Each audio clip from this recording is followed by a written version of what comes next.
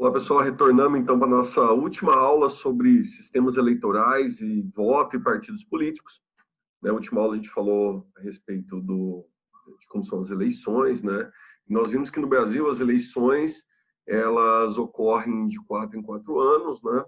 Então, nos estados e na escala federal, ocorre no mesmo ano.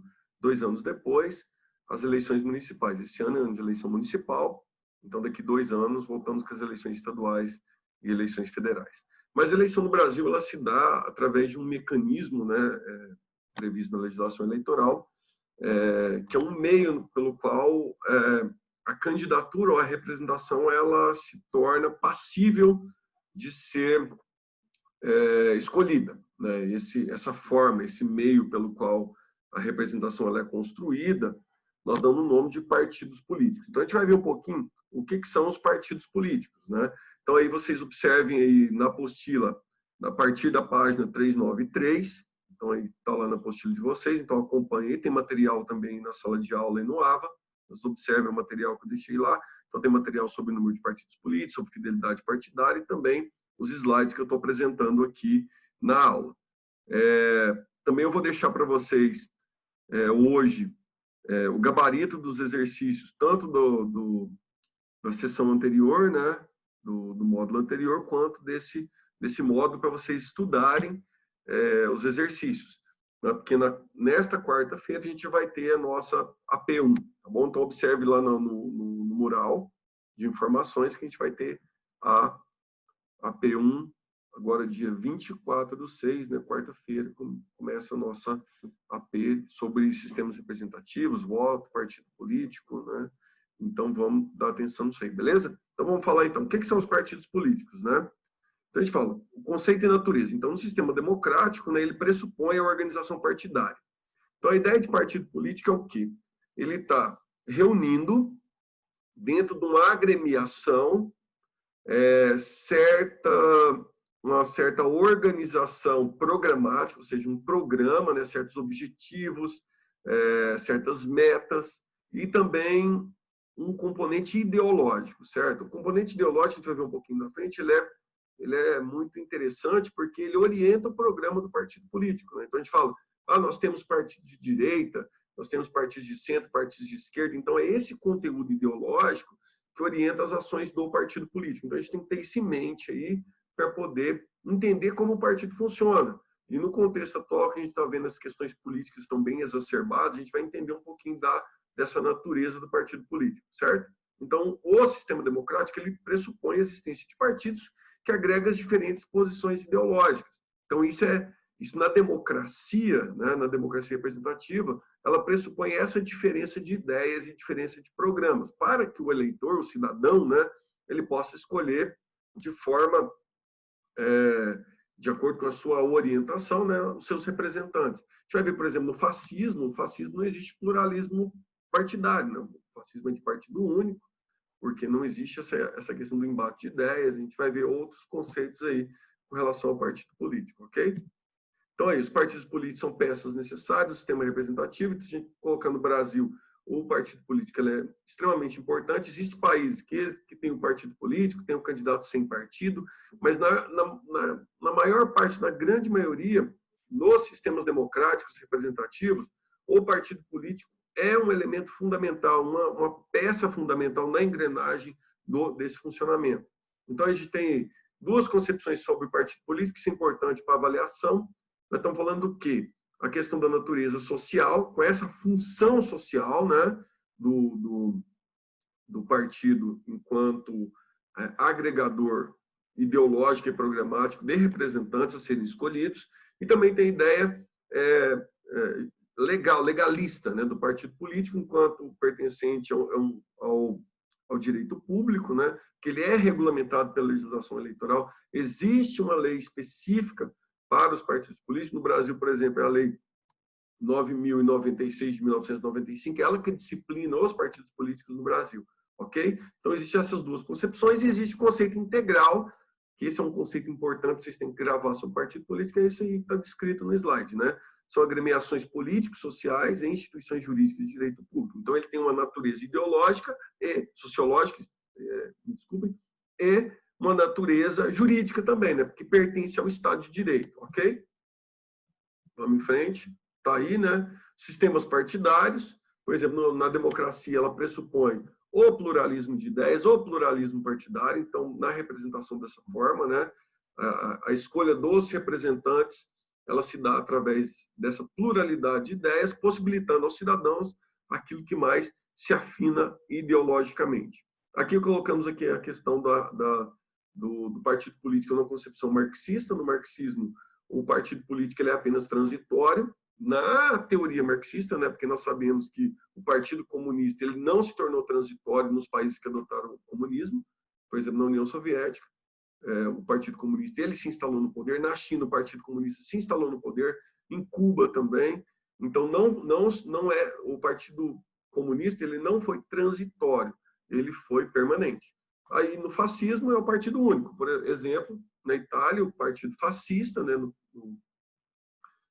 e na Alemanha, o Partido Nazista são exemplos de um partido único que ele é entrosado com o Estado, ele se confunde com o Estado. Isso já viu na história, essa relação entre o fascismo e os partidos políticos. Então, os outros partidos são declarados ilegais e um partido único que assume. Modalidade de partido, aí já essa classificação ela é ideológica, né? Então, a gente fala, o que são essa questão ideológica que está envolvida? Está aí, para vocês. Fácil de poder identificar, principalmente agora, nessas discussões que a gente está tendo hoje em dia, né, com relação aos partidos. Então, nós temos partidos direitistas, ok? São chamados de uma matriz conservadora, tradicional, até vezes reacionária, né? Em reação àquilo que muda o status quo, aquilo que é consolidado, aquilo que é geral. Então, eles são reacionários para que não mude as situações mais conservadoras, né? Aquilo que é tradicional, considerado tradicional, principalmente do ponto de vista moral. Então, os partidos direitistas estão associados mais a isso. Os partidos centristas são os chamados partidos mais moderados, que pegam um pouquinho das ideias de direita, um pouquinho das ideias de esquerda e ficam ali no meio, né? No Brasil, assim, na ciência política, a gente dá o nome desse centrista de partido de gelatina, né? Os partidos de gelatina são partidos que não têm consistência. A gelatina é molenga ali porque não tem consistência. Então, geralmente, os partidos direitistas e esquerdistas são mais firmes nas suas posições e os centristas são mais moles ali, mais gelatinosos ali, porque eles não, às vezes eles se vinculam mais à direita, às vezes à esquerda, e chamam de partido de gelatina porque não tem consistência ideológica. Os esquerdistas, a ideia é mais de ser revolucionários, transformadores, renovadores, trazer mudança. Estão pegando aquelas ideias marxistas de transformação através de revolução, através de mudanças mais agressivas, assim, do ponto de vista político. Então, os direitistas são mais conservadores e os esquerdistas mais revolucionários, os centristas, esses mais moderados, ok? Origem histórica dos partidos políticos, então a gente vai se ater muito a isso, né? As origens históricas estão lá na Inglaterra. A Inglaterra é nosso berço da democracia representativa, Inglaterra e França. Então, na Inglaterra que surge as bases atuais do bipartidarismo. Muitos países adotam bipartidarismo, né? Inclusive os Estados Unidos, que é uma referência para nós quando a gente estuda o Brasil, porque o Brasil importou muito de elementos de organização política dos Estados Unidos. E nos Estados Unidos é bipartidarista e seguindo algumas linhas. Por exemplo, na Inglaterra, no século XVII, eram os partidos Tories e os Whigs, e aí que é a base dos atuais partidos conservador e liberal. Então, é aquela que a gente falou, né? Conservador e liberal não quer dizer que é direita e esquerda, né? Conservador, a gente tem esse mais tradicionalista e liberal, passivo de algumas mudanças. A França também após a Revolução de 1789, a Alemanha, depois os Estados Unidos, né? O Brasil também aí, nós tivemos a partir do século XIX também a divisão em dois partidos aí no final do período imperial no Brasil. Então, a gente tem essa tendência no século XIX do bipartidarismo que adentra o século XX também. Mas alguns países também adotam, a gente vai ver o pluripartidarismo ou multipartidarismo, como no caso do Brasil hoje. A gente vai ver que e bota multi-pluri aí, né? Então, os partidos políticos brasileiros, né? Então, a gente tem do Império até a República, de 1946, essa ideia dos partidos enquanto associações civis, não eram regulados pelo Estado, é como se fosse uma associação, entre aspas, uma associação de bairro, né? É uma associação civil em que as pessoas se organizam, se reúnem e o partido é isso, não tem uma regulação estatal. Então, a partir de 1946, eles passam a ser regulados pelo Estado e se tornam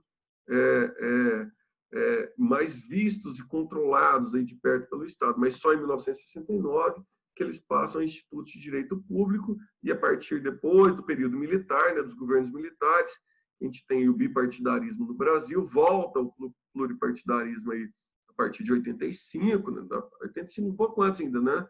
Aí no início da década de 80 ainda volta o pluripartidarismo, adentrando aí a nova república, e aí o pluripartidarismo ele é regulado aí pela Constituição e pela Lei 9.096 de 1995, que regulamenta a letra constitucional.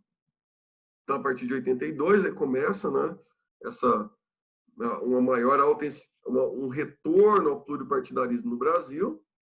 Aí a Arena e o MDB, que eram os partidos presentes nesse momento, eles se esfacelam e surgem novos partidos a partir daí, né?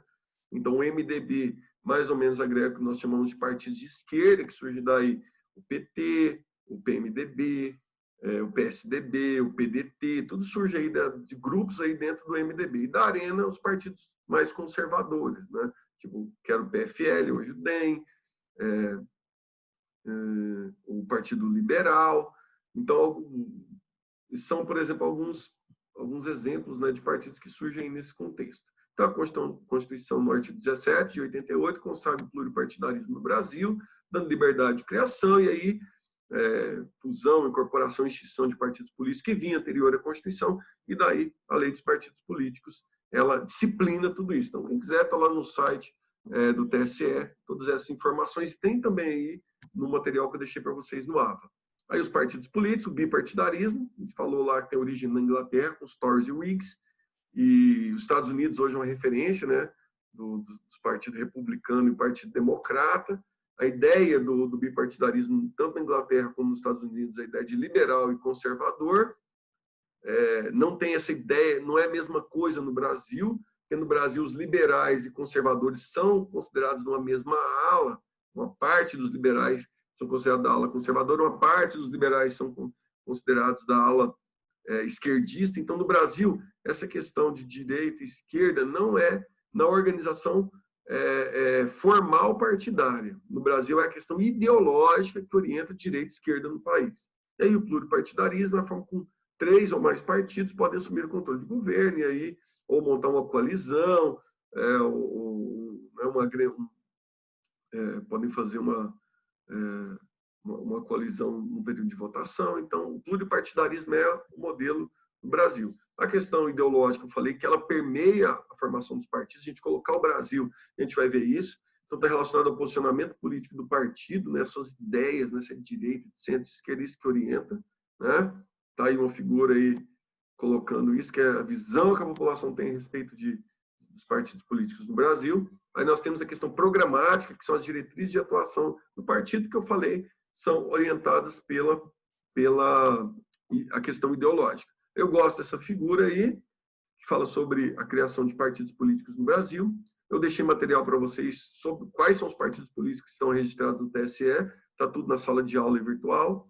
São 33 partidos que existem no Brasil hoje, é uma mistura, um mosaico, né, de partidos políticos inconsistentes, partidos políticos mais antigos, partidos políticos novos, né? Isso é um posicionamento que a gente pode ter, que isso é um problema para a democracia, porque tem que, quando um presidente, um governador, um prefeito ganha, ele tem que fazer articulações com esses partidos, que é o nosso modelo de coalizão que existe no país, e isso dificulta muito por conta dessa grande quantidade de partidos que nós temos, né, no Brasil. Existem discussões de cláusulas de barreira, que está sendo aí no Supremo Tribunal Federal, para poder diminuir essa quantidade. Além de serem 33 partidos que nós temos no país registrados, nós temos mais 78 processos de criação de partidos políticos. Né? É uma loucura. Né? Por quê? Porque o partido político, saindo da ciência política formal, indo para as questões das das articulações políticas, a gente vê que querem ter essa enormidade de partidos políticos para barganhas políticas, né? Você trocar por cargos políticos, você trocar por apoio. Então, existe isso no nosso modelo de democracia representativa, que é extremamente prejudicial, e a gente está colhendo esses resultados até os dias atuais. São resultados extremamente nocivos, né? Então, assim, observem bem essas questões aí que estão que eu passei para vocês no material. Observem o que eu deixei lá na sala de aula virtual e se prepare para a nossa avaliação que está aí já prontinha e vai estar disponível para vocês, beleza? Então, nas próximas, a gente encerra por aqui falando de sistemas representativos, eleições, voto.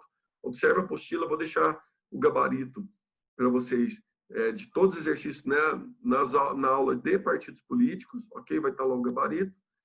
E tiver mais algumas questões, pode mandar no fórum, tem nosso chat também. E voltamos na nossa próxima aula. Nós vamos falar a respeito de movimentos sociais, que é a nossa próxima temática, ok? Valeu e até.